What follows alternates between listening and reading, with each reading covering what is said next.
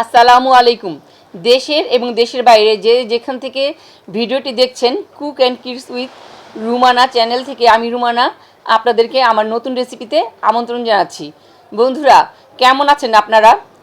এই আচারের মৌসুমে আম দিয়ে বিভিন্ন আচার আপনারা নিশ্চয়ই বানাচ্ছেন। আজ আমি আপনাদের জন্য নিয়ে এসেছি খোসাসহ আমের আচার। এই আচারটা খেতে এতটাই লোভনীয় হবে যে আপনারা আরও একবার সিজন থাকতে থাকতে বানাবেন ইনশাল্লাহ। আচারের জন্য আমি নিয়ে নিয়েছি 1.5 কেজি আম। আমটা যতটা সম্ভব ফ্রেশ নেওয়ার চেষ্টা করবেন, যেহেতু স্কিনটা সহ আমি আচার বানাবো, সেজন্য স্কিনটা ফ্রেশ হওয়া খুবই জরুরি। আর আমটা যতটা সম্ভব আপনারা আটিযুক্ত নেওয়ার চেষ্টা করবেন। আমগুলোকে আমি এভাবে কেটে নিয়েছি।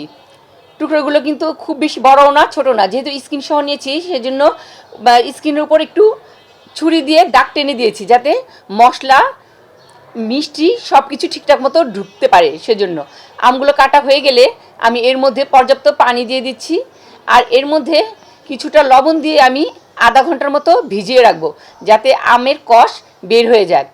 দিয়ে দিচ্ছি লবণ দিয়ে এখন ভালো একটু পানির সাথে মিশিয়ে দিতে হবে, যাতে আমের সাথে এই লবণ পানি ঠিকভাবে ঢুকে যায় আর কষটাও ঠিকভাবে বের হয়ে যায়। তো আধা ঘন্টা পর ফিরে আসছি। আধা ঘন্টা পর আমগুলোকে আমি ভালোভাবে ধুয়ে নিয়েছি এবং চুলায় চাপিয়ে দিয়েছি। ভালোভাবে আমটাকে সেদ্ধ করে নিব। যেহেতু আমটা আটিটা শক্ত, সেজন্য ভালোভাবেই সেদ্ধ করে নিয়েছি। সেদ্ধ হয়ে গেলে এর মধ্যে দিয়ে দিচ্ছি 600 গ্রামের মতো গুড়।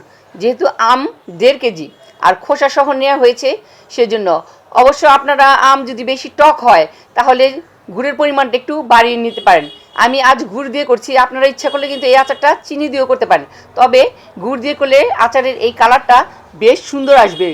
গুড়ের কারণেই আচারটা খেতে আরও বেশি লোভনীয় হবে। 2 ঘন্টার জন্য আমি রেখে দিয়েছিলাম। যেহেতু আমগুলো গরম ছিল, গুড়টা দেওয়ার কারণে গুড়টা সুন্দরভাবে গলে গেছে। এখন চুলায় বসিয়ে দিয়েছি, আর আঁচটা এই পর্যায়ে মাঝারি রেখেছি।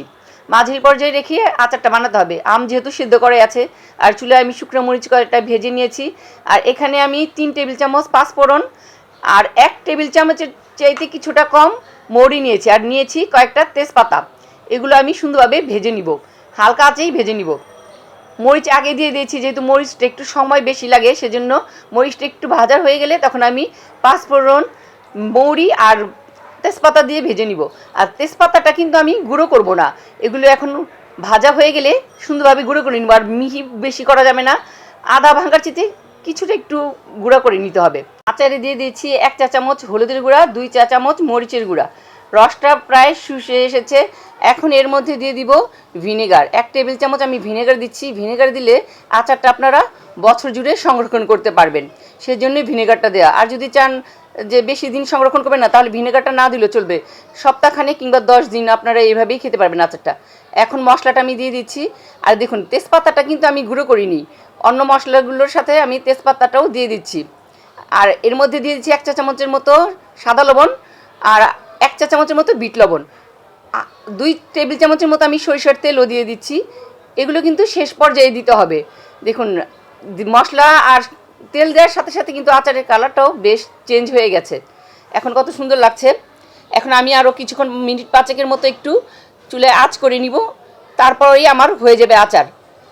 আচার আমার এখন প্রায় শেষ পর্যায়ে, একটু আঠালো ভাব হয়ে গেলেই আমি নামিয়ে নিব। বন্ধুরা, আমার আচার কিন্তু তৈরি হয়ে গেছে। নামালে তাহলে আর ঠান্ডা হলে আর কিছুটা শুষে নিবে রস। দেখলেন তো কত সুন্দরভাবে আমি খোসাসহ আমের আচারটি বানিয়ে নিলাম। দেখতেও কতটা লোভনীয় লাগছে। এই আচারটা রোদে দেওয়ারও প্রয়োজন নেই।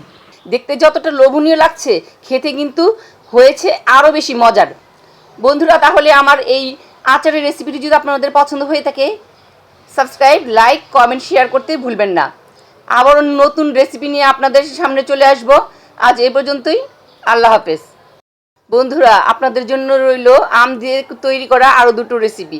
সময় করে দেখে নেবেন, ভালো লাগবে ইনশাল্লাহ।